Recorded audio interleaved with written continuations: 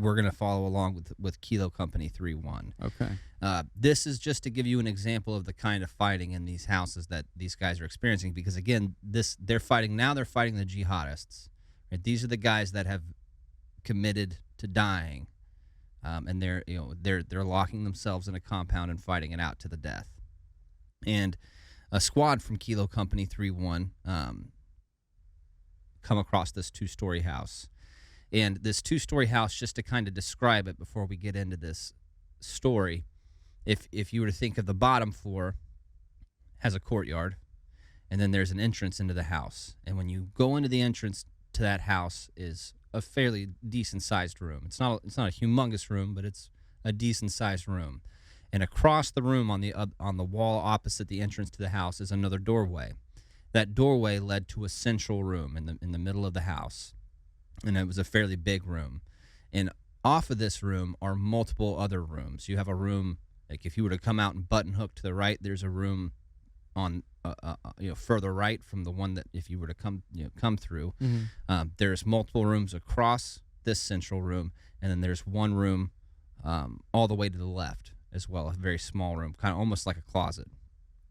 Now, also on the left-hand side of the room is a staircase that leads up to the second story. At the top of that staircase is a skylight, and the Marines that are getting ready to enter this house don't know this yet, but they're getting ready to walk into a hellacious kill zone. Yeah. So these 4 Marines stack up on the door, and the guy that's on point has been through an advanced CQB course, so he employs a technique that at this point in time was primarily used by Special Forces guys, but it's a technique called running the rabbit. So he slings his M16, he pulls out his 9mm Beretta, and when he's given the nudge, they nudge you with your knee. I know a lot of people think the squeeze on the shoulder, but there's reasons why infantry guys don't use the squeeze on the shoulder. Yeah.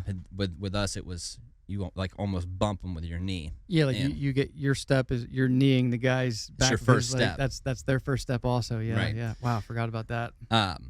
So they kick this thing off, and the guy on point enters the door, and running the rabbit requires him to sprint full speed across that first room. That's why he has just his pistol, because the idea is he's supposed to draw the eyes of all the bad guys in the room, right?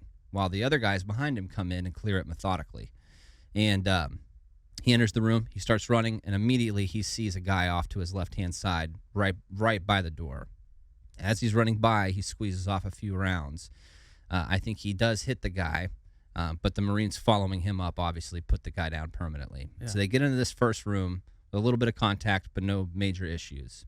It's when entering this central room that is further into the house that they really experience their first taste of just a nightmare. Well, as they stack back up on this next doorway into the central room, the point man again has his pistol. He's planning on running the rabbit again. Well, he gets his nudge from behind and steps into the room, and immediately, at a matter of 3 feet away, he comes into contact with an enemy fighter. And this enemy fighter has an AK-47. He's got his 9mm, and they both point blank just start squeezing the trigger as fast as they Holy can. Crap.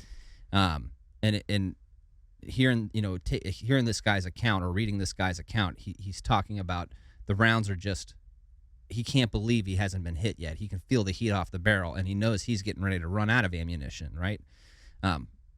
So he ends up backing up back into that entrance room. Now, unfortunately for the Marines behind him, all the rounds did miss the point man, but 2 of the guys behind him get wounded pretty severely. Unbelievable. One guy gets hit in the wrist. Another guy gets hit in the shoulder and the chest. So not ideal wounds. No. Those 2 wounded Marines will exfil the building and seek medical attention.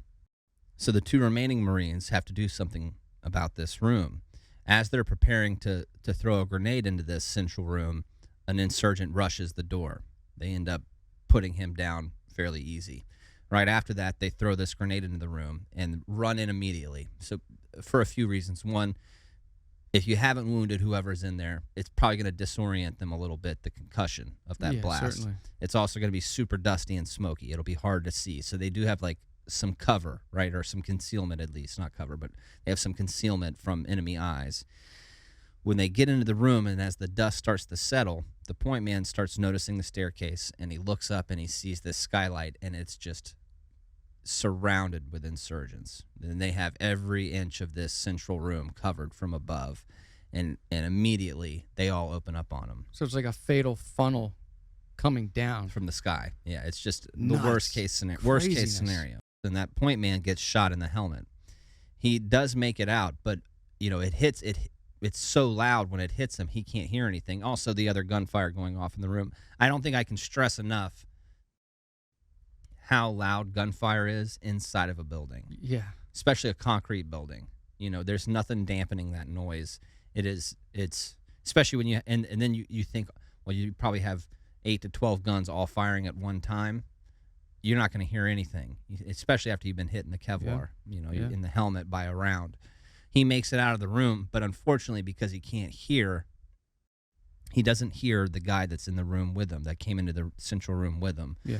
That other Marine had been hit several times and was disabled. He couldn't get himself up off the ground to get out of the room. And so that Marine that was shot in the Kevlar, he didn't hear his cries for help. So now there's a Marine stuck in the kill zone, wounded. He's bleeding. We don't know how long he's going to live. And they have to the option of pulling out of that building and just calling a tank up to take care of it, that's gone. Yeah. Now you have to get inside that building. And the insurgents, the tactic that they would often use is if they were to wound someone like that, they would leave that person alive so that more Marines would have to come in to rescue them. Yeah. Well, more Marines show up to the house, reinforcements show up, and they come into that entry room, or that entryway room, that first room that the Marines earlier cleared, and prepare to enter this central room. So those 4 Marines stack up on the door, and they enter the room. And as soon as they enter the room, the insurgents from above drop a grenade, and it blows up. Now, there's going to be only one Marine that will make it across that kill zone without taking any wounds. One of the Marines is going to be blown back off of his feet, back into that entry, that first room of the house. Yeah. The other 2 will take shrapnel wounds and numerous bullet wounds, but will eventually end up making it, they'll button hook back into the kitchen, right? So that's the room that's to the right of that entry room. Okay. The Marine that makes it across unscathed gets into a room on that side of the house and clears the room he's in, sets his weapon down, and low crawls out to grab this guy, so the initially wounded guy, so he can drag him into this room with him. Okay. But there's a problem. Just because they've gotten him out of that central room, they still can't get him out of the house. Like, all the windows on these houses over there they have bars on them. They have like jail bars on them. And a lot of the times they're built into the structure of the house. So there's no just unscrewing them or something. They're on there. So yeah, the only option at that point, they drag them further in. It's really developing into a mess. This house is quickly becoming a worst case scenario. Yeah. Another group of Marines show up, and one of these Marines will become very famous. He has a photo of him after this engagement in what they call the House from Hell, and it might be the most famous photo of the war. I would think I'd that say it is. Yeah, I would agree with you. But his name is at the time he's First Sergeant Kasel, Kasal. Okay. He and 3 other Marines will arrive at the house, and prepare to enter this kill zone again. One of them is a school-trained medic. His name is Mitchell. He says, I'll go across first. So as they enter the room, he sprints across, makes it into a room. So when he gets to the room, the guys behind him are still in that central room. And Kasel and the guy behind him move to take this room that's underneath the stairway, right? In that back, the left, if you were to come out of that entryway room and take a left, back that direction. Okay. And as they move that way, Kasel starts to pie the door to this room. And pieing the door just means performing a sweep kind of across the room. He finishes his sweep staring at the barrel of an AK-47. And this one is like inches from his face. Now, luckily for Kasel, the insurgent that had his weapon trained at him decided to shout something first before pulling the trigger, and it gave Kazel enough time to jump back, stick his muzzle over the AK-47, and shoot that dude numerous times. He even just to make sure, he'll kick back that guy's helmet and shoot him 2 more times in the head. Yep. Very thorough, very good. As soon as he does that, though, gunfire erupts from above as well, and he gets hit. He gets hit in his lower extremities somewhere. But he knows that he has a Marine behind him still out in that central room, and when he looks out into the central room, he can see his body's jerking from being shot. You know, he's still just getting hit and hit and hit. So I'm going to quote this from Bing West's book, No True Glory, because he phrases this in a way that is better than I could probably. Okay. Now, Nickel, I'm going to use the name Nickel. This is the other Marine that's been wounded. Quote, Kazel pulled Nickel to his left into the room. He propped Nickel's shattered left leg on his stomach, trying to tie a pressure bandage as a tourniquet. His hands were sticky with blood, and he kept fumbling with the tourniquet, worrying that Nickel was going to bleed to death due to his clumsiness. He heard a thump to his right and turned his head to see a pineapple grenade lying just out of reach. He rolled left on top of Nickel, bear hugged him, and the explosion went off. He felt sharp pressure in his legs and buttocks again and knew he had been hit. When his head stopped ringing, he shoved his rifle out the door so the Marines would know which room they were in. He didn't want to be hit by friendly fire, and he knew they would be coming for them. Now, Mitchell is the school-trained medic. We're getting ready to talk about Mitchell. When he entered the room, he went straight across that central room into the room where the first wounded guy was being held. And that guy's name is Carlisle, just for the sake of this story. This next part, Mitchell is going to hear what's happening and decide he wants to go help Kazel and Nickel in that back room. They're severely wounded right now, and they need help. So continuing with the quote, Mitchell told Sanchez to take care of Carlisle. Without a word, he ran out of the room, hugging the wall as he sprinted for the bathroom. A grenade bounced and exploded behind him, and several AKs started firing. One round hit Mitchell's rifle in the chamber. Another ricocheted off his weapon and tore into his thigh.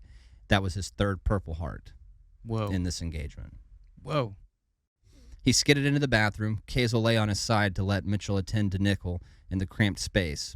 As the blood dripped from him, Kazel's blood pressure fell, and he drifted in and out of consciousness. So this is a terrible situation these guys are finding themselves in. Very, very emergent. More Marines will show up to the house, and as they stack on the door, the Marine that's on point in this newest group of reinforcements will actually be shot from the staircase, and he'll be killed. He'll be shot in the face and killed. So things are just falling apart right now. They'll attempt a few other things and try to get guys in there, and they're just getting stuck. The insurgents with this skylight view have that central room on lock. So they attempt to start breaking the bars off these windows. Well, they managed to break the bars off of 2 different rooms. With doing that, they move all of the guys they can into the building, and they decide they're going to occupy all the entranceways to this central room. And on a signal, they would all come out, provide suppressing fire to that skylight, so that 2 Marines, unarmed Marines, they'd have to drop their weapons so they could be as fast as possible, could sprint to that back room, the bathroom, where Kazel, Mitchell, and Nickel are at this time, and extract them out of the building. Well, everybody gets in place, they do it, and these 2 Marines will make 3, not 1, but 3 trips. 3 trips total. So there and back, if you're counting there and back as 1 trip, it's 3 trips total, but it's really 6 trips across this kill zone to get these wounded Marines out. And that's where this famous picture of First Sergeant Kazel comes from.